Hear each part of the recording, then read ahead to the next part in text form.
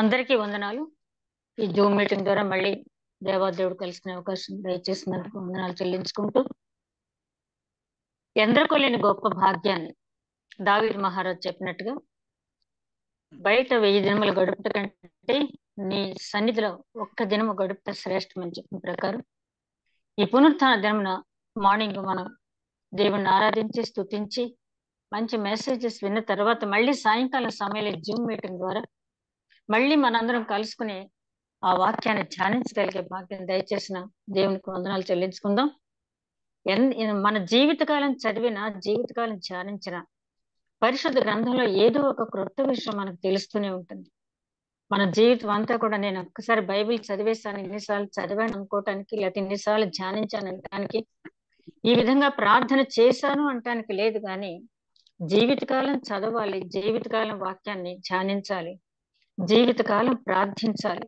ప్రార్థనా జీవితం రావాలి అంటే వాక్యాన్ని బాగా అర్థం చేసుకుని, మనం ఆరాధిస్తున్న దేవుడు సర్వోన్నతుడు, సర్వ సృష్టికర్త అని చెప్పి మనం అర్థం చేసుకుని ఆయన్ని స్తుతించి ఆరాధించినప్పుడు ఆ ఆరాధన నిజమైనటువంటి ఆరాధన అవుతుంది. కాబట్టి ఈరోజు మూలవాక్యం మనం చూసినట్లయితే అపోస్తుల కార్యాల గ్రంథం 26వ అధ్యాయం 25వ వచనం. అపోస్తుల కార్యముల గ్రంథం 26వ అధ్యాయం 25వ వచనం.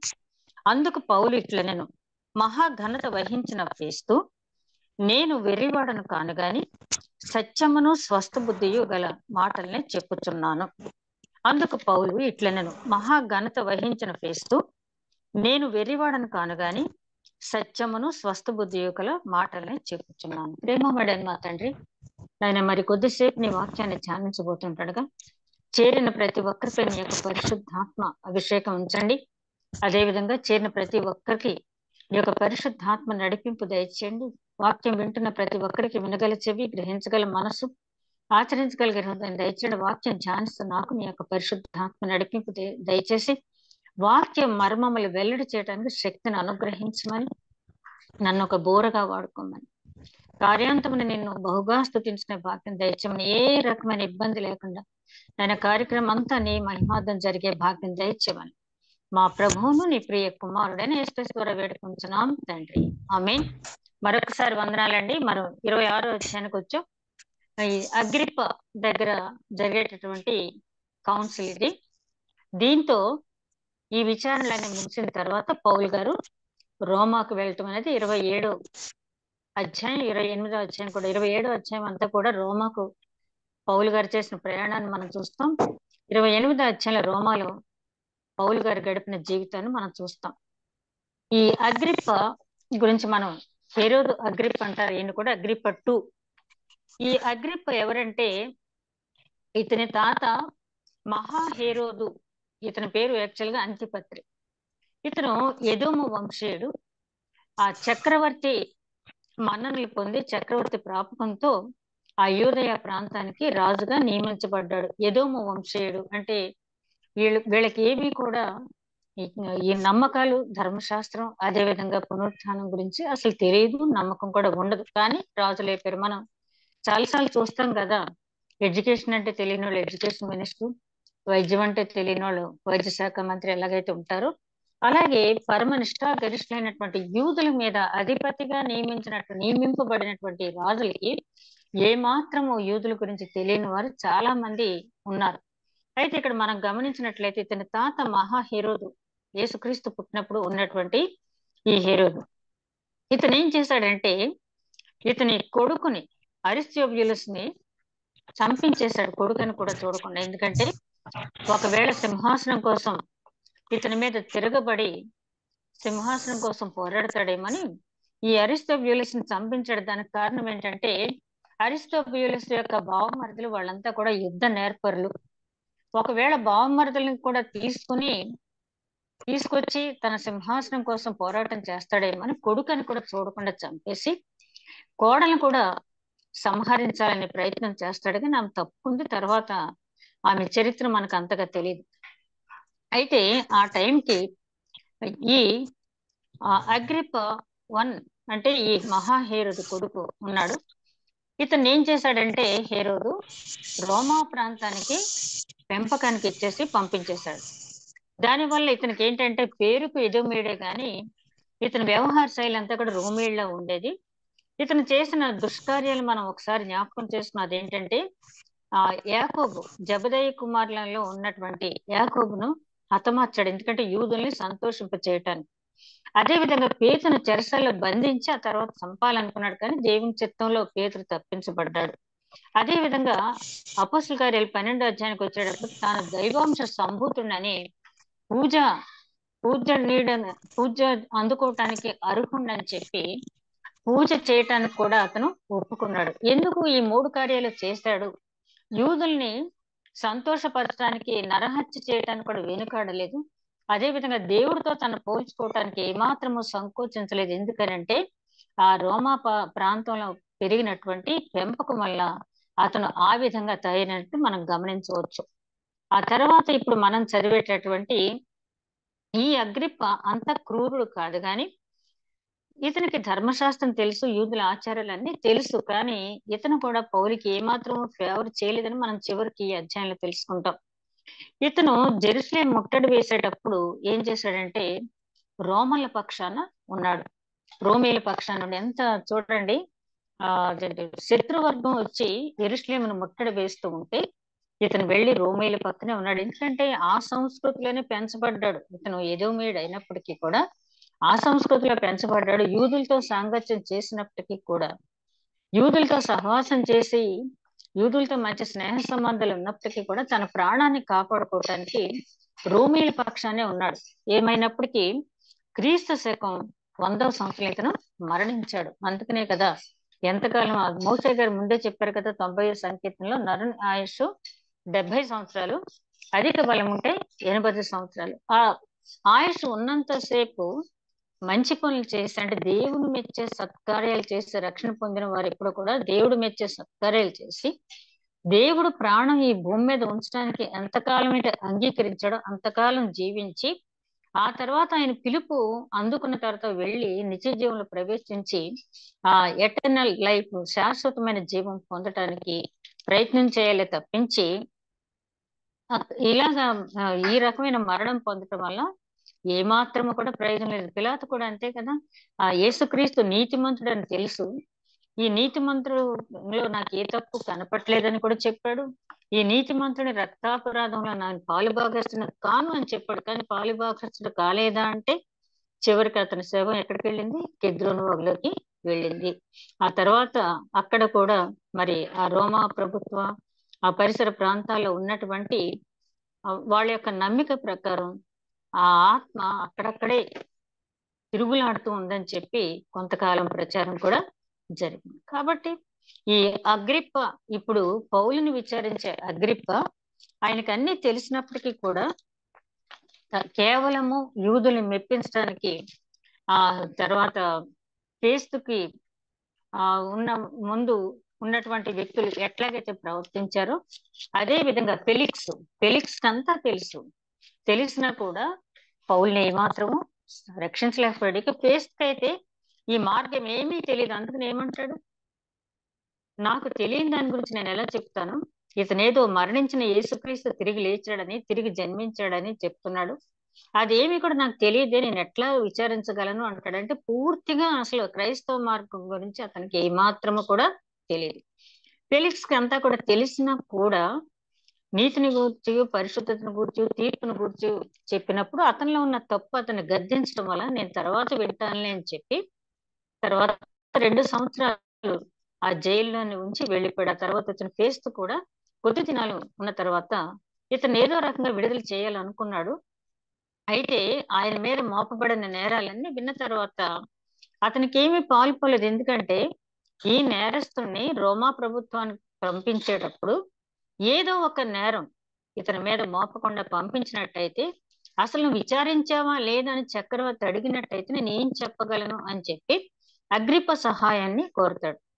అగ్రిప్పతో మీరు ఇతను విచారించి ఏమైనా ఇతనిలో ఒక నేరం మీకేమైనా పాల్పోతుందేమో, దొరుకుతుందేమో చూడండి, ఆ నేరం ఇతను చేశాడని చెప్పి ఇతను రోమాలోనే విచారించబడాలని కోరుకుంటున్నాడు కాబట్టి ఆ కోరుకునే హక్కు అతనికి ఉంది కాబట్టి అక్కడికి పంపిద్దామని చెప్పి అన్నాడు. పౌలు గారు యెరూషలేము వస్తావా అని చెప్పి అడిగినప్పుడు ఆయన వద్దన్నాడు. ఎందుకంటే కైసర పీఠం ఎదుటే నాకు న్యాయం జరగాలి. ఒక యూదులకి కైసర పీఠం ఎదుట న్యాయం జరగాలి. యెరూషలేంలో న్యాయం జరగటానికి, ఎందుకంటే ఆ రోజుల్లో ఆ యెరూషలేంలో ఉన్నటువంటి మత పెద్దలకి ఆ నేరం మోపటం వరకే గాని శిక్ష విధించే హక్కు వాళ్ళకి లేదు. ఆ శిక్ష విధించే హక్కు ఎవరికి ఉందంటే రోమా ప్రభుత్వానికే ఉంది. కాబట్టి అతను ఏమంటున్నాడంటే రోమా ప్రభుత్వం దగ్గరికి అన్నాడు. ఇక ఇప్పుడు లాస్ట్ ఎపిసోడ్ లో మనం ముగించుకునేటప్పటికి అగ్రిప్ప అతని సహోదరి అయినటువంటి బెర్నికే మహా ఆడంబరంతో అక్కడ వచ్చి కూర్చున్నారని చెప్పి చదివాం.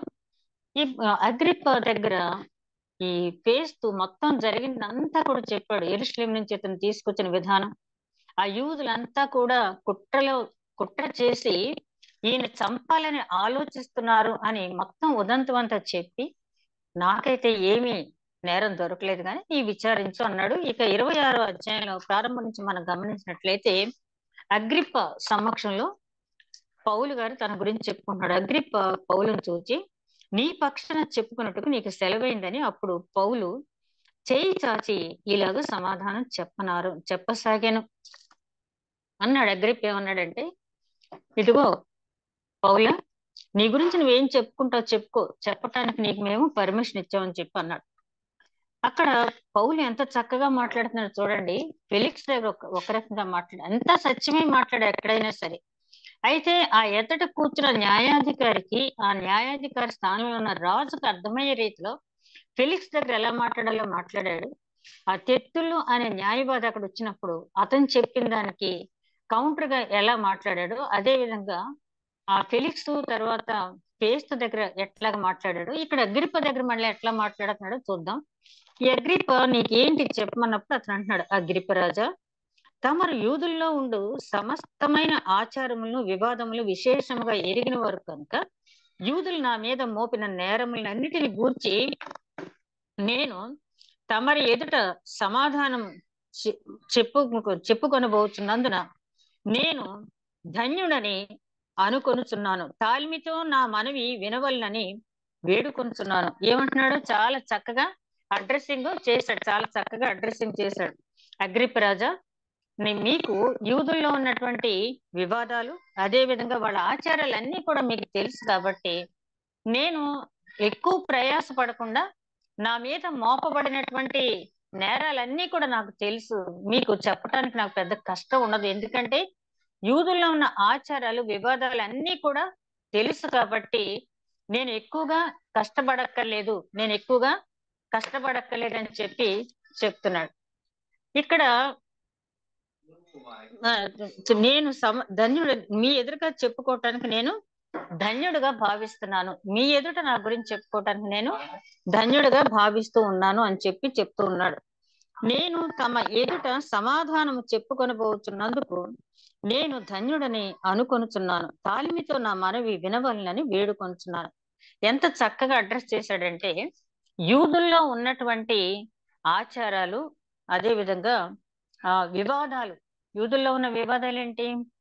పరిసయ్యులేమో పునరుత్థానం ఉందని నమ్ముతారు, సద్దూకయ్యులేమో పునరుత్థానం లేదని వాదిస్తారు. ఇద్దరు యూదులలోనే వచ్చారు. ఇంకో తెగ శాస్త్రులు ఏంటంటే కేవలం ధర్మశాస్త్రాన్ని వివరించి చెప్తారు అంతవరకే కానీ వివాదం లోపలికి వెళ్ళరు, వాళ్ళకి తెలుసు.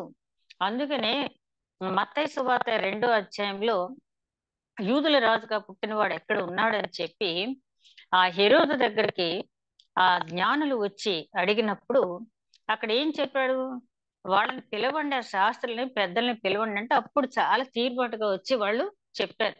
బెత్లెహేం ఎఫ్రాతాలో పుడతాడని చెప్పి మీకా అనే ప్రవక్త చెప్పడం జరిగింది అని చెప్పి వాళ్ళకి ఎప్పటి నుంచో తెలుసు, కానీ ఆ సంగతి వాళ్ళు చెప్పలేదు. వాళ్ళు శాస్త్రులు అంటే శాస్త్రం తెలుసు కానీ వీళ్ళ వల్ల సమాజానికి ఏ రకమైన ఉపయోగం ఉండదు. ఇక పరిసలు అయితే నిష్ఠాగరిష్టమైనటువంటి జీవితం జీవించడానికి వాళ్ళు అలవాటు పడతారు. ఇక 4వ తెగ జెలోతీయులు, వీళ్ళని మతాభిమాని అంటారు. జెలోతీయులు, మన పేతురు గారు ఈ జెలోతీ తెగకి చెందినవాడే. వీళ్ళేంటంటే కత్తితోటే మనం మన సామ్రాజ్యాన్ని స్థాపించుకోగలం అని నమ్మే వ్యక్తుల్లో పేతురు గారు కూడా ఒకడు. కాబట్టి పేతురు గారిని ఎంతగా వంచాలో, అంటే ఆ ఆయనలో ఉన్నటువంటి దుడుకుతనము, ఆయనలో ఉన్నటువంటి అసహనం, ఆయనలో ఉన్నటువంటి తొందరపాటు అన్ని తీసివేయాలని యేసుక్రీస్తు. పేతురు గారు చాలా మంచివారు, జ్ఞాని, విశ్వాసం ఉన్న వ్యక్తి. కానీ ఆయనలో ఉన్నటువంటి ఆ మైనస్ పాయింట్స్ ఏవైతే ఉన్నాయో వాటిని తీసివేయటానికి పేతురు తాను ప్రశ్నలు అడగటానికి యేసుక్రీస్తు చాలా సార్లు అవకాశం ఇచ్చినట్టుగా మనం చూస్తాం. ఇక్కడ చెప్తున్నాడు, యూదుల్లో ఉన్నటువంటి ఆచారాలు, వివాదాలు మీకు తెలుసు. ఆచార వ్యవహారాలు, యూదులకి పండుగలు మనకు తెలుసు కదా, 7 పండుగలు ముఖ్యమైన పండుగలు. అదే విధంగా యూదుల్లో కొన్ని ఆచారాలు ఉన్నాయి. మనకు ఆదికాండంలో చూసినట్టయితే మరి భార్య పోయిన తర్వాత భర్త పెండ్లి చేసుకోవచ్చు, కానీ ఆ భార్య ఉంటుండగా చేసుకోకూడదని చెప్పిన అక్కడ బహుపత్ని వ్రతులు కూడా ఉన్నారు.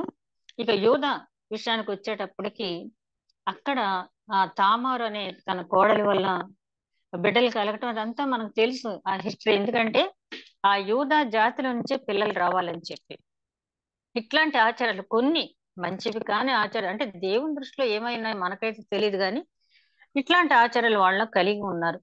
ఇంకా కొన్ని ఆచారాలు అన్ని చెప్పడానికి మనకు ఇప్పుడు సమయం లేదు, కానీ అట్లాంటి ఆచారాలు వాళ్ళకున్నారు, వాళ్ళకున్నాయి. వివాదాలు వచ్చేటప్పటికి మెయిన్ వివాదం ఇదే. వాళ్ళు యెహోవానే దేవుడిగా నమ్ముతారు తప్పించి యేసుక్రీస్తుని ఎట్టి పరిస్థితిలోనూ వాళ్ళు దేవుని కుమారుడిగా వాళ్ళు అంగీకరించరు. యెహోవా యందు భయభక్తులు కలిగి ఉన్నారు పరిసయ్యులు, అదే విధంగా పునరుత్థానాన్ని నమ్ముతున్నారు.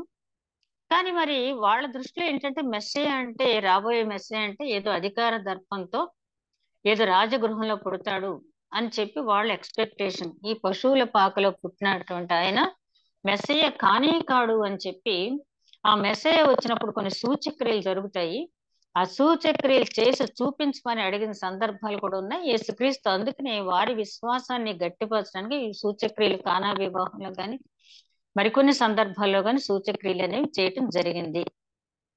ఒకనొక సందర్భంలో మరొక సూచక్రియ చేయమంటే వ్యభిచారమైన వ్యభిచారులైన చెడ్డతరం వారు అని చెప్పి అడిగి, యోనా కంటే మీకు కావలసిన సూచక్రియ ఏముంది?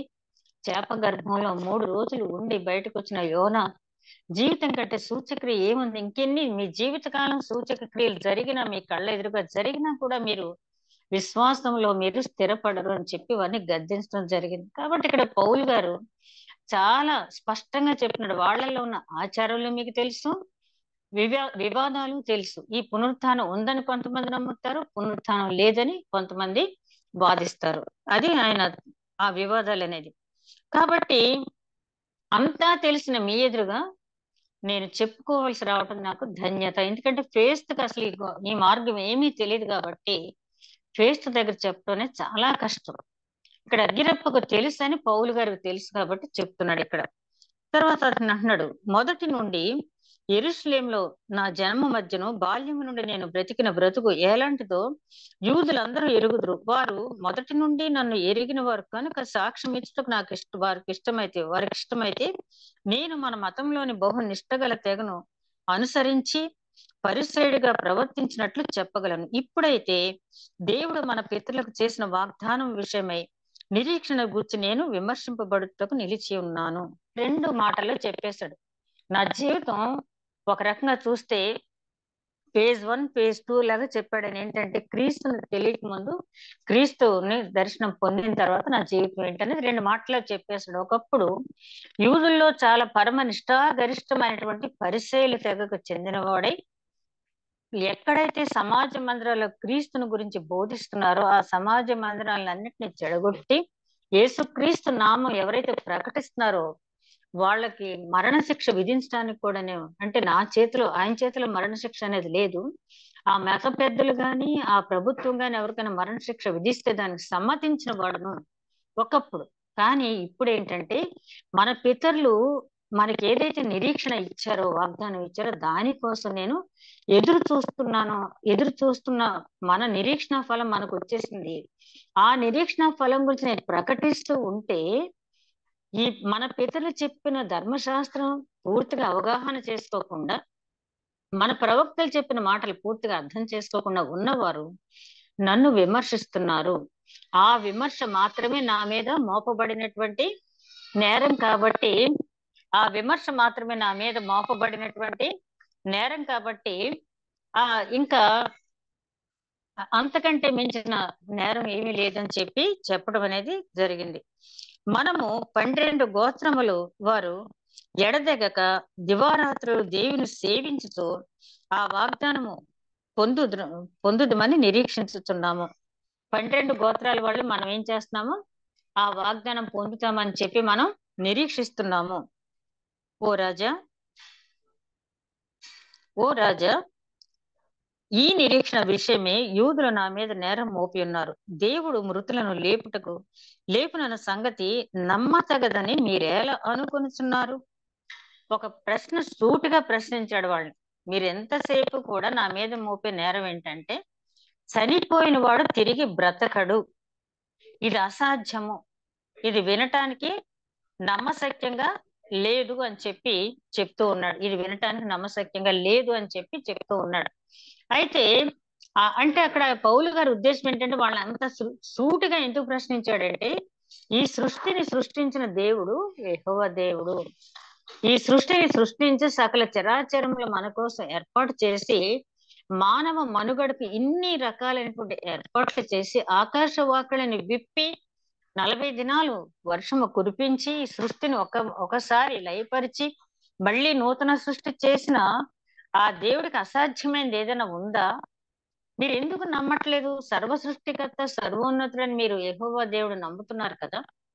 అట్లాంటి ఆయన, ఈ సృష్టినే సృష్టించిన ఆయన, మనుషుల్నే సృష్టించిన ఆయన, మనుషుల్నే జీవింపజేసిన ఆయన, ఈ సకల సృష్టిని కాపాడుతూ పోషిస్తున్నటువంటి తండ్రికి ఒక వ్యక్తి మరణించిన తర్వాత లేపటం అనేది అసాధ్యమని మీరు ఎందుకు అనుకుంటున్నారు? యాక్చువల్ గా వీళ్ళు ఇంకా అసాధ్యం అనకూడదు. ఎందుకంటే లాజరుని మృతుల్లోంచి లేపటం అనేది వీళ్ళు చూసి ఏం చేశారు? ఆ లాజర్ని చంపాలని చూశారు. అంటే సాక్ష్యాన్ని చంపాలని చూశారు. ఎవరు ఆ సాక్ష్యాన్ని చంపాలని చూసింది? యాక్చువల్ గా యూదుల్లో ఆ ధర్మశాస్త్రాన్ని, ప్రవక్తల మాటలను విశ్వసించిన వారు కాదు సుమా. ఈ సునగోగుల్లో, సమాజ మందిరాల్లో వాక్య ప్రకటన చేసేవారు వీళ్ళు సద్దూకేయులు కాబట్టి ఆ సద్దూకేయుల నమ్మకం అనేది పునరుత్థానం లేదని వాళ్ళు అట్లాగే ప్రకటిస్తూ వచ్చారు. ఇంతకాలం మీరు ప్రకటించిన ప్రకటన అంతా వ్యర్థమైపోద్ది కాబట్టి, మా బోధలన్నీ వ్యర్థమైపోయి మమ్మల్ని ఎవరు పట్టించుకోరు కాబట్టి ఆ సాక్ష్యాన్ని లేకుండా చేయాలని చెప్పి లాజరును చంపాలని కూడా ప్రయత్నం చేశారు. అక్కడికి యెరూషలేము పట్టణం ప్రవేశించేటప్పుడు లాజరు కూడా ఉన్నాడని తెలిసి లాజరును చూడటానికి మంచి హృదయంతో వచ్చిన వారు ఉన్నారు. అదే సమయంలో లాజరును చంపేయాలని కుట్ర చేసి వచ్చిన వారు కూడా ఉన్నారు. కాబట్టి వీళ్ళకి వచ్చిన బాధ ఏంటంటే, ఆ పునరుత్థానం ఉంది అని ప్రజలు గనక విశ్వసించినట్లయితే ఈ సద్దూకేయుల పీఠాలన్నీ కూడా కదిలిపోతాయి. వారే తీవ్రంగా వ్యతిరేకించారు. నజరేయుడైన యేసు నామమునకు విరోధంగా అనేక కార్యములు చేయవలని నేను అనుకుంటుని, యెరూషలేములో నేను అలాగ చేస్తూనే నేను ప్రధాన యాజకుల వల్ల అధికారం పొంది పరిశుద్ధులను అనేకులను చెరసాల్లో వేసి వారిని చంపినప్పుడు సమ్మతించితిని అంటున్నాడు కదా. చాలా మంది పరిశుద్ధులను చంపడానికి నేను సమ్మతించాను. ముఖ్యంగా ఎవరు? స్టెఫను మరణించినప్పుడు అతని బట్టలకి కావలి ఉన్నవాడు సౌలు, ఈ పౌలు గారు. చాలా మంది పండితులు ఏమంటారంటే, ఆ స్టెఫను మరణం అనేది పౌలు గారి జీవితంలో గొప్ప మార్పు తీసుకొచ్చింది. ఎంత క్రూరంగా స్టెఫను చంపేటప్పుడు ఆ వస్త్రాల దగ్గర కావలి ఉన్నాడు. ఆ తర్వాత ఆ స్టెఫను చేసిన దమస్కు మార్గంలో యేసుక్రీస్తు ద్వారా దర్శనం పొందిన తర్వాత ఆ స్టెఫను చేసిన ప్రసంగాన్ని ఆ యూదులు, పరిసయ్యులు, ప్రధాన యాజకులు ఎదుట స్టెఫన్ చేసిన ప్రసంగాన్ని ఒక్కసారి పౌలు గారు గుర్తు తెచ్చుకుని చాలా పశ్చాత్తాపడ్డాడంట. స్టెఫన్ గారు చేసినటువంటి ప్రసంగాన్ని చూసి, ఇట్లాంటి భక్తుడు మరణానికి నేను సాక్షిగా ఉన్నానని చెప్పి ఆ పశ్చాత్తాపడి ఆ స్టెఫను ఏదైతే చేయాలని ఆశించాడో దానికి 100 రెట్లు సేవ పౌలు గారు చేశారు. ఒక హతసాక్షి మరణం ద్వారా ఎంత పరిచర్య అనేది జరుగుతుందో ఈ స్టెఫను, పౌలు గారి జీవితాలు రెండూ పోల్చినప్పుడు మనకి అర్థమవుతాయి. అదే విధంగా ఆయన అంటున్నాడు, ఒకప్పుడు నేను పరిశుద్ధుల్ని హింసించాను, సమాజ మందిరాలను నేను పాడు చేశాను, పరిశుద్ధుల మరణాన్ని సమ్మతించాను అని చెప్తూ అనేక పర్యాయములు సమాజములన్నిటిలో వారిని దండించి వారు దేవదూషణ చేయనట్లు బలవంతపుగా చూచితిని, మరియు వారి మీద మిక్కిలి క్రోధము కలవాడనే ఇతర పట్టణములకు వెళ్లి వారిని హింసించుచుంటిని. అందు నిమిత్తము నేను ప్రధాన యాజకుల చేత అధికారమును ఆజ్ఞ పొంది దమస్కు పోవచ్చుండగా రాజా మధ్యాహ్నమందు నా చుట్టూను నాతో కూడా వచ్చిన వారి చుట్టూను ఆకాశం నుండి సూర్య తేజస్ కంటే మిక్కిలి ప్రకాశమానమైన ఒక వెలుగు త్రోవలో ప్రకాశించుట చూచితిని. 22వ అధ్యాయంలో ఏదైతే చెప్పాడో 9వ అధ్యాయంలో జరిగింది, 22వ అధ్యాయంలో ఏదైతే చెప్పాడో మళ్ళీ 26వ అధ్యాయంలో కూడా అదే చెప్తున్నారు రిపిటేషన్. కానీ ఒక్కొక్కసారి చెప్పినప్పుడు ఒక్కొక్క క్రొత్త మాట వస్తుంది. మనం గమనించినట్లయితే ప్రకాశమైన వెలుగు, సూర్యుని తేజస్సు కంటే మించినటువంటి వెలుగు, అసలైన సూర్యుడు నీతి సూర్యుడు యేసుక్రీస్తే అని చెప్పడానికైనా చెప్తున్నాడు. ప్రకాశమానమైన తేజస్సు, సూర్యుని వెలుగు కంటే మించిన తేజస్సు నేను చూచాను, నా చుట్టూ ఉన్నవారు కూడా చూచారు. అప్పుడు తర్వాత మేమందరమును నేలపడినప్పుడు సౌలా సౌలా నన్నెందుకు హింసించున్నావు, మునికోలకు ఎదురు తన్నుట నీకు కష్టమని హెబ్రీ భాషలో ఒక స్వరం నాతో పలుకుట వింటిని. ఈ అధ్యాయంలో ఈ క్రొత్త మాట ఏంటంటే మునుకోలకు ఎదురు తన్నుట. ఈ మాట మనం 9వ అధ్యాయంలో చూడు, 22వ అధ్యాయంలో కూడా మనం చూడు. ఇక్కడే క్రొత్తగా ఈ మాట ఉంది. మునుకోల ఎదురు తన్నటం అంటే నాగలి దున్నేటప్పుడు ఎడ్లని సరిగ్గా పనిచేయటానికి ఒక గుత్తి లాంటి ముళ్ళకరతో ఎద్దును పొడుస్తూ ఉంటారు. అది మార్గం తప్పిపోకుండా రైతు నిర్దేశించిన ప్రాంతంలోనే తిరిగి పనిచేయటానికి, దాన్ని హెచ్చరించడానికి దాన్ని వాడతారు. ఏ ఎద్దైనా కూడా రైతు మునికోలతో తన్నకుండా ఉండాలి కాబట్టి ఆ మునికోల నేను తన్నేస్తాను అని చెప్పి ప్రయత్నం చేసినట్టు ఏమవుద్ది, ఆ ఎద్దే పడిపోద్ది, ఆ మునికోలు ఒళ్ళంతా కూడా చీరుకుపోద్దే తప్పించి మునికోలకు వచ్చిన నష్టమేమి ఉండదు. అదే ఇక్కడ ఈ వాక్య భావనలు చూసినట్లయితే నువ్వు దేవుని శిష్యుల్ని అదే విధంగా సమాజ మందిరాలను ఎంతో పాడు చేయాలని చూస్తున్నా, కానీ దానివల్ల నీకు నష్టమే కానీ ఆ వాక్యం అంతకంతకు ప్రబలుతూనే ఉంటుంది అని చెప్పడానికి ఈ సామెత లాంటి పదం ఇక్కడ వాడటం జరిగింది. అప్పుడు నేను ప్రభు నీవు ఎవరివని అడుగగా, ప్రభు నేను నీవు హింసించుతున్న యేసును, నీవు నన్ను చూచి ఉన్న సంగతిని గూర్చి, నేను నీకు కనపడపో సంగతిని గూర్చి నిన్ను పరిచారకునుగాను సాక్షిగాను నియమించుటకై కనపడి ఉన్నాను. ఈ మాట కూడా కొత్తది. మనకు 22వ అధ్యాయంలో ఇంత విపులంగా లేదు. ఆయన ఏమంటున్నాడంటే నిన్ను ఏర్పరచుకుని నిన్ను భూ దిగంతముల వరకు పంపించడానికి నేను సాక్షిగా ఎంచుకోవటానికి నేను ఇక్కడ కనిపించాను. నేను ఎందుకు కనిపించానంటే నీకు నిన్ను నా మనిషిగా ఎంచుకోవటానికి, అదే విధంగా ప్రత్యేకించుకోవటానికి, నియమించటానికి, సాక్షిగా నియమించటానికి నిన్ను నేను దర్శించానని చెప్తూ, నీవు లేచి నీ పాదములు మోపి నిలువుము, నేను ఈ ప్రజల వలనను అన్యజనుల వలనను హాని కలగకుండా నిన్ను కాపాడేదను. వారు చీకటిలో నుండి వెలుగులోనికి, సాతాను అధికారం నుండి దేవుని వైపునకు తిరిగి నా యందలి విశ్వాసం చేత పాప క్షమాపణను పరిశుద్ధపరచబడిన వారిలో స్వాస్థ్యముగా పొందినట్లు వారిని కన్నులు తెరచుటకై నేను నిన్ను వారి యొద్దకు పంపెదనని చెప్పాను.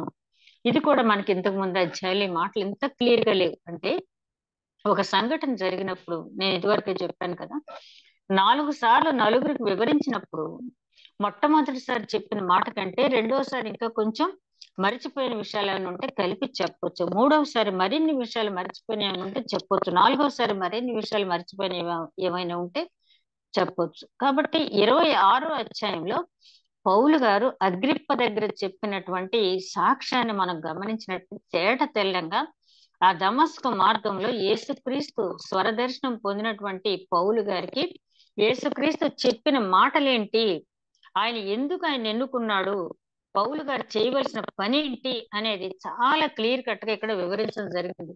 ఒక్కొక్కటిగా మనం చూస్తే, నీవు లేచి నీ పాదములు మోపి నిలుపుము, నేను ఈ ప్రజల వలనను అన్యజనుల వలన హాని కలగకుండా నిన్ను కాపాడుతాను. ఆయన చెప్తున్నాడు, నీ పని నువ్వు చేయి, కాపాడే పని నాది, కాపాడే బాధ్యత నాది. అవును కదా.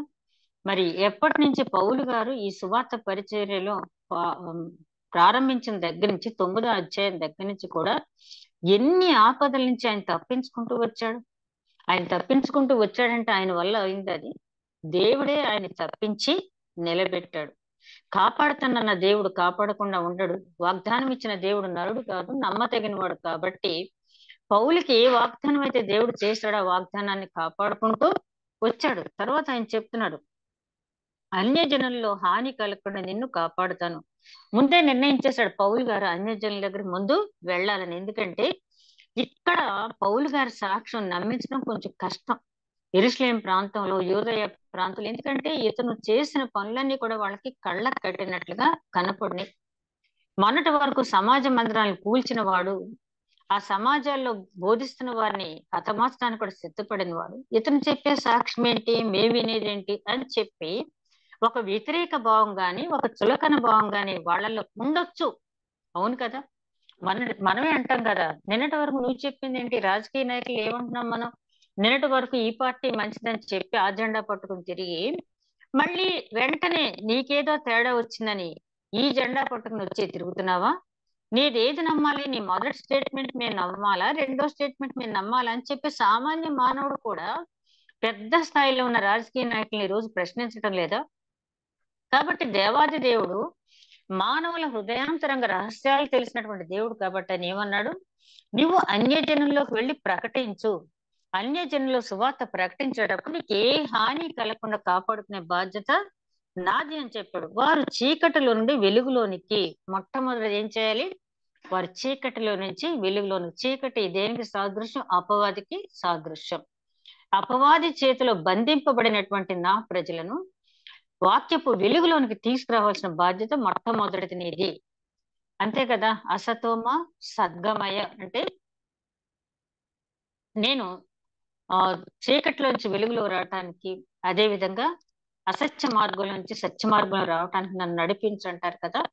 అసతోమ సద్గమయ, మృత్యోమ అమృతం, తమసోమ జ్యోతిర్గమయ అంటే చీకట్లోంచి వెలుగులోకి నడిపించమని ఆయన చెప్తున్నాడు. చీకట్లో ఉన్న జనాన్ని వెలుగులోకి నడిపించే బాధ్యత నీది.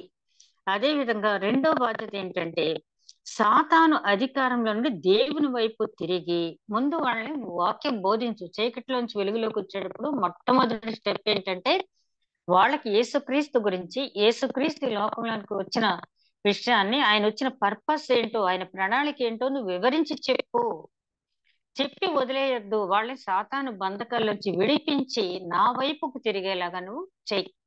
నా వైపు తిరిగేలా చేయి. మూడోది, నా యందలి విశ్వాసం చేత పాప క్షమాపణయు పరిశుద్ధపరచబడిన వారిలో స్వాస్థ్యమును పొందినట్లు వారి కన్నులు తెరుచుటకై నేను నిన్ను వారి యొద్దకు పంపెదను అని చెప్పాడు. అంటే నా యందలి విశ్వాసంలో కన్నులు తెరవబడాలి అంతే తప్పించి, ఏదో జోక్ చెప్తారు కదా, ఒక ముసలావిడ ఆపరేషన్ చేయించుకోవడానికి చాలా తొందర పడిపోయిందంట. కళ్ళు రావాలి రావాలి. ఏంటమ్మా నీకేం చూస్తావు నువ్వంటే, నేను అర్జెంట్ గా టీవీ సీరియల్స్ చూడాలి. ఆ టీవీ సీరియల్స్ లో మాట్లాడే యాక్టర్స్ వాయిస్ అయితే వింటున్నాను కానీ సార్ నేను మనుషులు చూడలేకపోతున్నానని చెప్పి ఒక వృద్ధురాలకి ఒక మంచి భక్తుడు సువార్త ప్రకటించినట్టుగా అది ఈ మధ్యనే వైరల్ అవుతుంది కదా.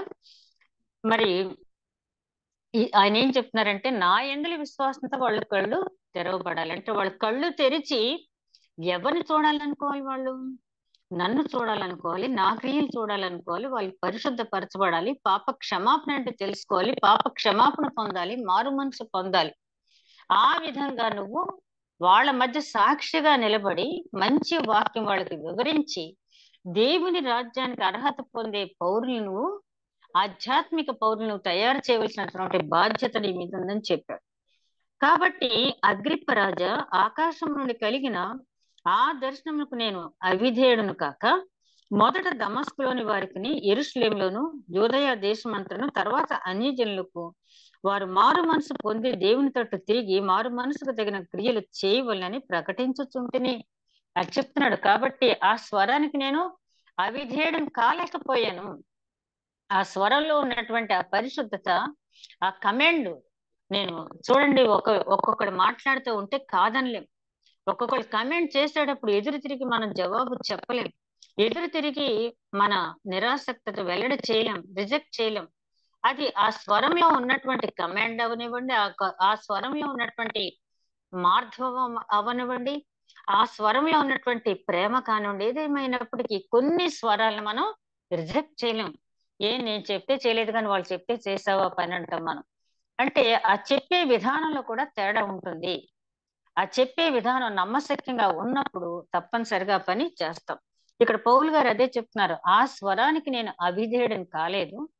వెంటనే దేవుని చిత్తానికి నా జీవితాన్ని అప్పగించుకుని ఏం చేశాడంట, ముందు యెరూషలేములోను, యూదయ ప్రాంతంలోను, సమరయ ప్రాంతంలోను, అదే విధంగా అన్యజనులకు కూడా నేను ప్రకటించాను. అపోస్తల కార్యాల గ్రంథం 1వ అధ్యాయం 8వ వచనం నుంచి చూస్తే అక్కడ శిష్యులకు ఇచ్చినటువంటి కమిషన్ ఏంటి? యేసుక్రీస్తు మీరు వేచి ఉండండి, మీరు పరిశుద్ధాత్మ పొందిన తర్వాత మొట్టమొదట యెరూషలేములోను, యూదయ సమరయ ప్రాంతాల్లోను, ఆ తర్వాత భూ దిగంతముల వరకు వెళ్ళి నా సువార్తను ప్రకటించండి. దీని బెస్ట్ ఎగ్జాంపుల్ మనం తీసుకున్నట్టయితే మరి శిష్యుల్లో ఫిలిప్పు, ఆయన ఏం చేశాడు? ముందు యెరూషలేం ప్రాంతాలను, ఆ తర్వాత యూదయ సమరయ ప్రాంతాలను పరిచర్య చేస్తూ ఉన్నప్పుడు ఆ సమరయ ప్రాంతాల ముమ్మరంగా ఆయన పరిచర్య చేసేటప్పుడు ఆయన ఏం చేశాడంటే, తీసుకువెళ్ళి నువ్వు గాజా వెళ్ళే అరణ్య మార్గం వెళ్ళిపో, అక్కడ ఒక నపుంసకుడు ఉంటాడు, అతనికి వాక్యం బోధించు అన్న తర్వాత అతనికి బాప్తిస్మం ఇచ్చిన తర్వాత మళ్ళీ వెంటనే ఏమన్నాడు? ఆజోతు ప్రాంతానికి వెళ్ళు. ఆజోతు అంటే అష్టోదు దేవత యొక్క ప్రభావం ఉన్నటువంటి ప్రాంతం. ఇప్పుడు ఎక్కడైతే మనకు యుద్ధం జరుగుతుందో ఆ యుద్ధం జరిగే ప్రాంతం పాలస్తీనా వాళ్ళకి, మరి ఇజ్రాయేలీలకి వీళ్ళకి జరుగుతున్నటువంటి యుద్ధం జరిగే ఆ గాజా ప్రాంతం, అది అష్టోదు దేవత ఇన్ఫ్లుయెన్స్ ఉన్నటువంటి ప్రాంతం ఒకప్పుడు. అది మీకు ఇస్తానని వాగ్దానం చేశాడు. మనకు గమనించినట్టయితే ఏది మనకైనా దాచిపెట్టలేదు. ఆమోస్ గ్రంథం చూడండి, ఒక్కసారి, 2 సార్లు, 3 సార్లు, 4 సార్లు క్షమిస్తాను, 7వసారి దాని మధ్య అగ్ని వేస్తానన్నాడు. ఇప్పటికి ఇశ్రాయేలీలు 6 సార్లు వాళ్ళని జయించారు. 7వసారి తప్పనిసరిగా జయిస్తారు. ఇశ్రాయేలుకే జయం ఉంటుంది. ఎందుకంటే పరిశుద్ధ గ్రంథంలో ఉన్నటువంటి మాట ఎప్పటికీ కూడా పొల్లు పోదు. అది తప్పకుండా నెరవేర్పు అనేది జరుగుతుంది. ఎందుకంటే యేసుక్రీస్తు చాలా కాన్ఫిడెంట్ గా చెప్పిన మాట ఏంటంటే, ధర్మశాస్త్రంలో పుల్లైనను కొట్టివేయటం నేను రాలేదు కానీ దాన్ని నెరవేర్చడానికి వచ్చానని చెప్పారు. కాబట్టి ఆ యుద్ధంలో ఇశ్రాయేల్ యొక్క విజయం తథ్యం. అది దేవుడు ముందుగానే నిర్ణయించినటువంటి వాగ్దానం. ఇక్కడ చెప్తున్నాడు, నేను ఆ విధంగా శ్రమపడి ఆ సువార్త ప్రకటించాను. ఆ తర్వాత మారు మనసుకు తగిన క్రియలు చేయవలని ప్రకటించాను. మారు మనసు పొందిన తర్వాత అలా వదిలేదు కానీ వాళ్ళకి మారు మనసు తగిన క్రియలు చేయమన్నారు. ఇదే మాట మనం మత్తయి సువార్త 3వ అధ్యాయంలో బాప్తిస్మ ఇచ్చే యోహాను కూడా వాళ్ళకి చెప్పిన మాట ఏంటంటే, మారు మనసు తగిన ఫలములు ఫలించండి అన్నాడు. ఆ ఫలాలే క్రియలు.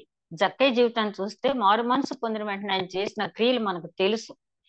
సగం ఆస్తి బీదలకు ఇస్తానని, ఎవరి దగ్గర అన్యాయంగా తీసుకుంటే 4 రెట్లు చెల్లిస్తారని, ఇవన్నీ కూడా మారు మనసుకు చెందిన ఫలాలు. అవును, జక్కయ్య మారు మనసు పొందాడు. ఇతను అబ్రహాం కుమారుడైన యేసుక్రీస్తు ఎందుకన్నాడంటే, అతనిలో వచ్చిన మార్పు వెంటనే క్రియారూపంగా కనపడింది. కాబట్టి అదే విధంగా పౌలు గారు కూడా ఏం చెప్తున్నారు? నేను సువార్త ప్రకటించి వదిలిపెట్టేలేదు, కానీ మారు మనసుకు తగిన క్రియలు వారు చేసేటట్టు నేను వారిని ప్రోత్సహించాను అని చెప్పాడు.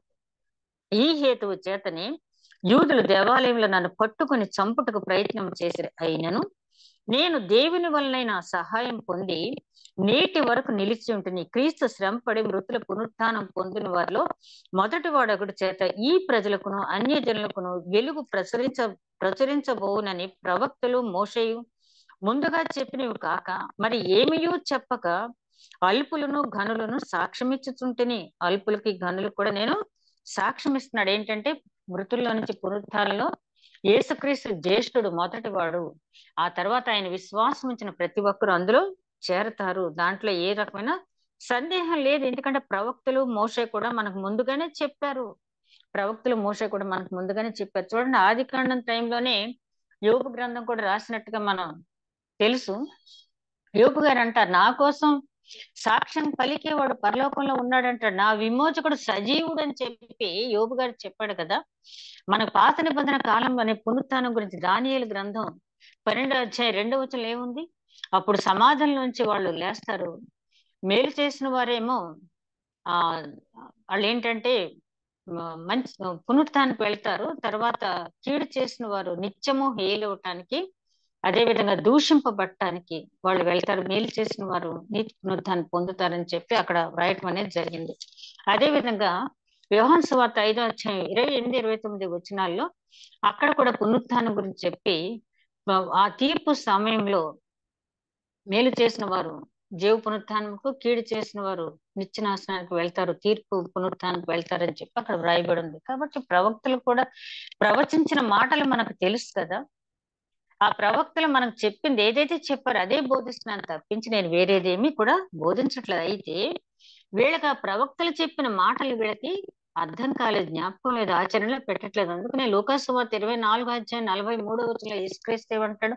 మందమతులారా, మోషే ధర్మశాస్త్రం మీకు తెలియదు, ప్రవక్తల మాటలు తెలియదు, లేఖనం సారాంశం మీకు తెలియదు, కాబట్టి మీరు ఇంతవరకు నన్ను గుర్తించలేకుండా ఉన్నారు. కాబట్టి ఇప్పుడైనా పాప క్షమాపణ కోసం, మారు మనసు కోసం మీరు ప్రకటించండి. ఇప్పుడు మీ కన్నులు తెరవబడినాయి కాబట్టి మీరు ప్రకటించండి. ముందు మనకి తెలియాలి, కాన్ఫిడెంట్ గా మనకు ఆ పునరుత్థానం మీద నమ్మకం ఉన్నప్పుడు మాత్రమే మనం ప్రకటించినట్టయితే ఆ ప్రకటన సఫలం అవుతుంది. పౌలు గారు పూర్తిగా విశ్వసించారు కాబట్టి అది సఫలమైంది. తర్వాత ఆయన చెప్తున్నాడు, అతడు ఈలాగ సమాధానం చెప్పుకొనిచుండగా ఫేస్తు, పౌలా, నీవు వెర్రివాడవు, అతి విద్య వల్ల నీకు వెర్రి పట్టిందని గొప్ప శబ్దంతో చెప్పాడు.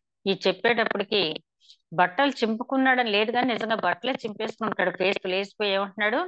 పౌలా, నువ్వు వెర్రివాడివి, నీకు అతి విద్య వల్ల వెర్రితనం పట్టింది అని చెప్పి, అంటే చాలా పౌలను స్టడీ చేసేసినట్టు, అతి విద్య ఉన్న వాళ్ళు ఎలా ప్రవర్తిస్తారో తెలిసినట్టు ఒక అరుపు అరిచేస్తాడు. ఎందుకంటే అధికారంలో ఉన్నాడు కదా. పౌలు గారు ఎంత చక్కటి సమాధానం చెప్తున్నాడంటే ఫేస్తు అక్కడ. అందుకు పౌలు ఇట్లను, మహా ఘనత వహించిన ఫేస్తు, నేను వెర్రివాడను కాను గాని సత్యమును స్వస్థ బుద్ధియు గల మాటల్ని చెప్పుచున్నాను. సత్యం అంటే మనకు తెలుసు, సత్యం అంటే క్రీస్తే, క్రీస్తు మాటలే సత్యం, క్రీస్తే సత్యం. పిలాతు అడుగుతాడు కదా, సత్యం అనగా ఏంటని చెప్పి. సత్యము మిమ్మల్ని స్వతంత్రులు చేయును అని చెప్పి యోహాను సువార్త 8వ అధ్యాయంలో ఆయన చెప్పడం జరిగింది. సత్యం అంటే యేసుక్రీస్తే, వాళ్ళ స్వతంత్రులు చేసేది ఎవరు? యేసుక్రీస్తే. సత్యం అనగా యేసుక్రీస్తే. స్వస్థ బుద్ధి అంటే స్థిరమైన బుద్ధి. పౌలు గారి పత్రికలో ఈ స్వస్థ బుద్ధి అనే మాట చాలా సార్లు ఉపయోగించడం జరిగింది. మిగిలిన చోట్ల అనేక రకాలైన అర్థాలు ఈ మాటకు ఉన్నాయి, కానీ పౌలు గారి పత్రికలో స్వస్థ బుద్ధి అంటే స్థిర మనస్సు, స్థిర మనస్సు కలిగి ఉంటా. అంటే గత కాలంలో నువ్వు క్రీస్తుని ఎరగక ముందు ఏ రకమైన బుద్ధి కలిగి ఉన్నప్పటికీ ఒక్కసారి క్రీస్తుని గురించి తెలిసిన తర్వాత మళ్ళీ వెనుతిరగనటువంటి స్థిరమైన విశ్వాసంతో ఉండేటటువంటి బుద్ధి. తప్పిపోయిన కుమారుడు గురించి ఏం చెప్తారు? బుద్ధి వచ్చినప్పుడు తండ్రి వైపు వెళ్ళాడు అతను. ఇక మళ్ళీ తిరిగి వెనక్కి వచ్చాడా? రాలేదు కదా. అంటే స్థిరమైన మనసు, ఆ స్వస్థ బుద్ధి అంటే ఆ తప్పిపోయిన కుమారుడు స్వస్థ బుద్ధి ఎప్పుడు కలిగిందంటే ఆ పందులు తినే పొట్టు తినేటప్పుడు కలిగింది. మళ్ళీ తిరిగి తండ్రి దగ్గర నుంచి వెను తిరగలేదు. అది స్థిర బుద్ధి అనేది. అట్లాంటి బుద్ధితో నేను ప్రకటిస్తున్నాను. మీరు ఎంతమంది నన్ను బెదిరించినా, ఏ రకమైనటువంటి ఆశలు నాకు ఎర్ర చూపినా నేను వెను తిరిగేది లేదు. నేను ఏదైతే నమ్మానో దాన్ని ప్రకటిస్తున్నానని చెప్పి చెప్పాడు. రాజు ఈ సంగతులు ఆ రాజు ఈ సంగతులు ఎరుగును గనక అతని ఎదుట నేను ధైర్యంగా మాట్లాడుతున్నాను. వాటిలో ఒకటియు అతనికి మరుగై ఉండలేదు లేదని రూఢిగా నమ్ముచున్నాను. ఇది ఒక మూలన జరిగిన కార్యం కాదు. అగ్రిప్ప రాజా, తమరు ప్రవక్తలను నమ్ముచున్నారని నేను ఎరుగుదును. ఆయన అంటాడు, ఎంత ధైర్యంగా నేను ఎందుకు చెప్తున్నాను, ఎంత విపులంగా నేను ఎందుకు చెప్తున్నానంటే, సంగతి తెలిసిన వాళ్ళ దగ్గర ధైర్యంగా మాట్లాడచ్చు, ఏమీ తెలియని వాళ్ళ దగ్గర ఎంత చెప్పినా అంటారు కదా, చెవిటివాడు ముందు శంఖం ఊస్తే అతనికి వల్ల ఏమీ ప్రయోజనం ఉండదని చెప్పి. అట్లా ఫేస్తు ముందు చెప్పినా దానివల్ల ఏం ఉపయోగం లేదు. కానీ అగ్రిప్ప రాజుకి మార్గం గురించి పూర్తిగా తెలుసు కాబట్టి నేను చెప్తున్నాను చెప్పి తిరిగి డైరెక్ట్ గా అగ్రిప్ప రాజును అడుగుతున్నాడు. అగ్రిప్ప రాజా, మీకు ఈ ప్రవక్తల గురించి, ప్రవక్తలు చెప్పిన ప్రవచనాల గురించి మీకు అన్ని తెలుసు కదా అని చెప్పి అడుగుతున్నాడు. అప్పుడు ఏమంటున్నాడు? అందుకు అగ్రిప్ప, ఎంత సులభంగా నన్ను క్రైస్తవుని చేయి జూచున్నావే అని పౌలుతో చెప్పాను. ఫేలిక్స్ కి ఇతనికి తేడా ఏముంది? ఇంకా ఫేలిక్స్ కూడా అదే అన్నాడు కదా, నేను తర్వాత వింటానులే అన్నాడు. ఇక్కడ అగ్రిప్ప రాజు కూడా ఇంత సులువుగా నన్ను చేస్తున్నావా అంటే, ఏదో నువ్వు మాట్లాడితే నీ మాటల గారడీలో నువ్వు మెస్మరైజ్ చేసినంత మాత్రం నీ వాక్చాతుర్యంతో నన్ను ఏదో ఆ మార్గంలో నడిపించాలనుకుంటున్నావా?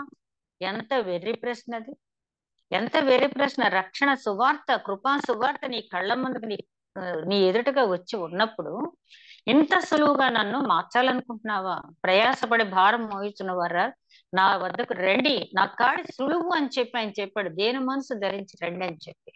కాబట్టి ఇది కష్టమైన మార్గం కాదు, సులువైందే. కానీ ఎవరికి కష్టం? ఈ లోకాన్ని విడిచిపెట్టాలని, లోకంలో ఉన్న శరీరాశ, నేత్రాశ, జీవపు డమ్ము విడిచిపెట్టాలని ప్రతి ఒక్కరికి కూడా ఇది కష్టమే. కానీ ఈ లోకం అశాశ్వతము, ఈ లోకంలో ఉన్న శరీరాశ, నేత్రాశ, జీవపు డమ్మం అనేది తండ్రి వలన కలిగినవి కావు అని ఎవరైతే రియలైజ్ అవుతారో వాళ్ళకి ఈ రక్షణ సువార్త చాలా మంచిగా మధురంగా ఉంటుంది, చాలా ఈజీగా అర్థం అవుతుంది. కానీ అగ్రిప్ప ఇంకా లోకం వైపే చూస్తున్నాడు. ఇంకా కొంతకాలం తన సింహాసనం మీద ఉండాలి, రోమా ప్రభుత్వం ఆ రికమెండేషన్ తో తను ఇంకా రాజుగానే ఉండాలని అనుకుంటున్నాడు. కాబట్టి ఇంత సులువుగా నన్ను క్రైస్తవుడిగా చేయాలి అనుకుంటున్నావు. క్రైస్తవుడు అనే మాట మన పరిశుద్ధ గ్రంథంలో మేబీ 2 సార్లు 3 సార్లు మాత్రమే ఉంది. మొట్టమొదట అంత్యోకయలో క్రైస్తవులు అనబడిన ఒక చోట, ఇక్కడ ఒక చోట నాకు తెలిసి 2 సార్లు మాత్రమే పరిశుద్ధ గ్రంథంలో క్రైస్తవులు అనే మాట ఉపయోగించబడింది. ఇక్కడ అగ్రిప్ప రాజు అంటున్నాడు, ఇంత సులువుగా నన్ను క్రైస్తవుడు చేయాలని అనుకుంటున్నావు అన్నప్పుడు పౌలు గారు కూడా దాని ధీటైన ఎన్కౌంటర్ ఇచ్చారు. ఏ మాత్రము అదరకుండా బెదరకుండా చాలా సులువుగా, ఇంత సులువుగా అన్న మాటకి అంత సులువుగానే ఆయన సమాధానం చెప్పడం జరిగింది. ఏం చెప్పాడు ఆయన? అందుకు పౌలు, సులభంగానో దుర్లభంగానో తమరు మాత్రం కాదు, నేడు నా మాట వినువారందరూ ఈ బంధకములు తప్ప నా వలె ఉండునట్లు దేవుడు అనుగ్రహించును గాక, ఆమేన్ అనెను. అతను ఏమన్నాడు? అయ్యా, సులభంగా కాదు, దుర్లభంగా అయినా, కొన్ని కష్టతరంగా అయినా సరే, ఇక్కడున్న ప్రతి ఒక్కరు కూడా నాలాగే నన్ను బంధించిన బంధకాలు తప్పించి అందరూ నాలాగే, నేను ఎట్లాగైతే క్రీస్తుని పోలి నడుచుకుంటున్నాను, క్రీస్తుని అంగీకరించి నా జీవితాన్ని క్రీస్తుకి అప్పగించాను, క్రీస్తు చిత్తానికి అప్పగించాను, నిత్య జీవం కోసం నేను ఎదురు చూస్తున్నాను, నిరీక్షణ కలిగి ఉన్నాను. అదే విధంగా ఇక్కడ మీరు, మీతో ఉన్నవారు, ఈ వాక్యం వింటున్న ప్రతి ఒక్కరు కూడా అదే విధంగా ఉండవలసిన రోజు తప్పనిసరిగా ఉంటుంది అని చెప్పి, పెద్దవాళ్ళు అంటారు చూసారా, ఢంకా బజాయని చెప్పాడని చెప్పి అంత గట్టిగా, అంత కాన్ఫిడెంట్ గా ఆ మాట చెప్తే నా ప్రాణం పోద్దేమో అని చెప్పి ఆయనకి ఎప్పుడు కూడా భయం లేదు. ఎందుకంటే బ్రతుక క్రీస్తే, చావైతే లాభము అని ఎప్పుడైతే ఆయన ఎంచుకున్నాడో, ఆ చనిపోయే లోపల చాలా గట్టిగా సువార్త హృదయానికి అత్తుకునేలాగా చెప్పాలని అనుకున్నాడు. కాబట్టి అంత గట్టిగా ఆయన చెప్పాడు, అందరూ ఈ మారు మనసు పొందాలి, ప్రతి నాలుక, ప్రతి మోకాలు దేవుని సన్నిధిలో వంగాలి, ప్రతి నాలుక ఆయన సన్నిధిలో స్తుతించాలని చెప్పి ఆ వాక్య ప్రకారం ఆయన చెప్పినట్టుగా మనం చూస్తాం. అంతటా రాజు, అధిపతి, బెర్నీకి వారితో కూడా కూర్చుండిన వారిను లేచి అవతలకు పోయి, ఈ మనుషుడు మరణంకైనాను బంధకముకైనా తగినది ఏమీ చేయలేదని తమలో తాము మాట్లాడుకున్న తర్వాత వాళ్ళు ఏమంటున్నారు? అందుకు అగ్రిప్ప, ఈ మనుషుడు కైసరు ఎదుట చెప్పుకుందనని అనని ఎడల ఇతనిని మనము విడిచిపెట్టవచ్చును, విడుదల చేయవచ్చును. ఇతనిలో ఏ తప్పు లేదు, ఒక్క మాట, నాలో ఏ తప్పు లేదని మీరు గమనించారు కదా, నన్ను వదిలేయండి అంటే మనం వదిలేయచ్చు. కానీ అంటాడా పౌలు గారు, తన ప్రాణాని కోసం, తన ప్రాణం దక్కించుకోవటానికి బయలుదేరలేదు కదా. ఆయన బయలుదేరినప్పుడే తన ప్రాణాన్ని అప్పగించడానికి నిర్ణయించుకునే బయలుదేరాడు. అయితే రోమా వెళ్ళి ఆ కైసరు ఎదురుగుండా ఎందుకు చెప్పాలి అనుకున్నాడని మనం ఆలోచించినట్లయితే, యేసుక్రీస్తు 3.5 సంవత్సరాలు బోధించిన బోధ ఎంతైతే ఉందో, సిలువులో పలికినటువంటి 7 మాటల ద్వారా యావత్ ప్రపంచానికి క్రీస్తు అంటే ఏంటో, క్రీస్తు మార్గం అంటే ఏంటో, రక్షణ సువార్త అంటే ఏంటో, కృపా సువార్త అంటే ఏంటో ఎట్లాగైతే ఆయన సిలువులో చాటి చెప్పాడో, అదే విధంగా నేను క్రీస్తుని పోలి నడుచుకుంటున్నాను, మీరు నన్ను పోలి నడుచుకోండి అని చెప్పిన పౌలు గారు ఆ కేంద్ర బిందువైనటువంటి రోమా పట్టణానికి వెళ్ళాలి, ఆ చక్రవర్తి ఎదురుగుండా తన సాక్ష్యం ఇవ్వాలి, ఆ సాక్ష్యాన్ని యావత్ ప్రపంచము చూడాలి, ప్రపంచం అంతా కూడా రక్షణ సువార్త వినాలి, ప్రపంచం అంతా కూడా రక్షణ పొందాలని సంకల్పంతో ఉన్నాడు. కాబట్టి ఎంత మంది అవకాశం ఇచ్చినా తన ప్రాణాన్ని దక్కించుకోవటానికి ఎప్పుడు కూడా ఆయన ప్రయత్నం చేయలేదు. ఒకడు సమస్తం సంపాదించి తన ప్రాణమును పోగొట్టుకుంటే ఏమి లాభం? తను వెంబడించేవాడు సమస్తమును విడిచిపెట్టి తనను తాను ఉపేక్షించుకొని ప్రతి దినము సిలువనెత్తుకుని నడవాలన్న వాక్యాన్ని పూర్తిగా నెరవేర్చినటువంటి ఆ మహిమాన్వితుడు పౌలు గారు. నిజంగా ఈ అధ్యాయం చదువుతా ఉంటే, ఇంతమంది దగ్గర ట్రయల్స్ అయిన తర్వాత కూడా విసుగు చెందలేదు, అసహనం లేదు. పోనీలే, ఏదో ప్రకటించేస్తాను, ఇంకెక్కడికైనా వెళ్ళి ప్రకటించవచ్చు. ఆ కైసర్ దగ్గరికి వెళ్ళినట్టయితే, రోమా వెళ్ళినట్టయితే నన్ను ఎలాగో చంపేస్తారు, ఇంకా కొంతకాలం నేను ఉండి ప్రకటించవచ్చు అని అనుకోవచ్చు. కానీ కొడితే ఏనుగు కుంభస్థలాన్ని కొట్టాలంటారు కదా, అదే విధంగా ఈయన ఏం చేశాడంటే రోమా వెళ్ళి ఆ చక్రవర్తి ఎదురుగుండా నేను ఇచ్చిన సాక్ష్యం వాళ్ళు విన్నట్టయితే నేను మరణించినా సరే ఆ సాక్ష్యం ద్వారా అనేక మంది ఆ రక్షణ సువార్త విని రక్షింపబడతారు. పౌలు గారు ఆశించినట్లే ఈవేళ ప్రపంచ వ్యాప్తంగా మనం చూసినట్టయితే పరిశుద్ధ గ్రంథం తర్వాత ఎక్కువగా అమ్ముడయ్యే పుస్తకాలు ఏంటంటే పౌలు గారి రచనలు. ఎందుకంటే ఆయన అంతటి కమిట్మెంట్ తో చెప్పాడు కాబట్టి. ప్రియ సహోదరి సహోదరులారా, ఈ చాప్టర్ లో మనం గమనించాల్సినటువంటి అంశం ఏంటంటే ఎవరి దగ్గర ఎట్లా మాట్లాడాలో చక్కని చాకచక్యంగా చెప్పి అగ్రిప్ప కన్విన్స్ అవ్వనివ్వండి, పోనివ్వండి, అక్కడ ఉన్నవారు అందరిని ఆలోచింప చేసేటట్టు ఒక చక్కని సాక్ష్యం ఇచ్చి తను రోమాకి ఎందుకు వెళ్తానంటున్నాడో వాళ్ళు కూడా గ్రహించేటట్టు చేసి అక్కడ రోమాలో నా ప్రాణం పోతే పోయింది, నా దేవుని సువార్త ప్రకటించిన అంతిమ జయమని బయలుదేరి ఎట్లాగైతే వెళ్ళాడో ఇట్లాంటి జీవిత చరిత్రలు చదువుతున్న మనం రాబోయే రోజుల్లో మరి ఎదుర్కోబోయే ఛాలెంజెస్ లో ఎంతవరకు మనం నిలబడగలం, ఆ నిలబడగలగటానికి దేవుడు కృప అనుగ్రహించాలని ప్రార్థించుకుందాం. మార్క్స్ వార్త 9వ అధ్యాయంలో చాందస రోగి అయినటువంటి కుమారుని తీసుకొచ్చి బాగు చేయమని, నీ శిష్యులు బాగు చేయలేకపోయారు, నువ్వు బాగు చేస్తావా అంటే యేసుక్రీస్తు అంటాడు, నమ్ముట నీ వల్ల అయితే నమ్మువానికి సమస్తము సాధ్యమే అన్నప్పుడు ఆ తండ్రి ఏమంటాడు, ప్రభువా ఆ విశ్వాసం కలిగేటట్టు అపనమ్మిక నాకు లేనట్లు నువ్వే నాకు సహాయం చెయ్యి అంటాడు. మనం కూడా అయ్యా ఈ జీవితకాలం ఎన్ని ఛాలెంజెస్ ఎదురైనా బ్రతుకుట క్రీస్తు అని పౌలు గారు ఎట్లాగైతే ప్రకటించారో బ్రతుకుట నీ కోసమే అని చెప్పి దేవుని చిత్తానికి మన జీవితంలో అప్పగిద్దాం. అట్టి నడిపింపు దేవుడు మనకి అనుగ్రహించును గాక. దయగల మా ప్రభు విత్తబడిన వాక్యం నూరంతలుగా ఫలించే భాగ్యం దయచేయండి. ఈ వాక్య పరిచర్య అంతా కూడా ఏ రకమైన ఆటంకం లేకుండా కొనసాగలిగే భాగ్యం దయచేస్తున్నందుకు వందనాలు చెల్లించుకుంటూ మా ప్రభువును నీ ప్రియ కుమారుడని యేసుక్రీస్తు వారు వేడుకుంటున్నాం తండ్రి. ఆమేన్.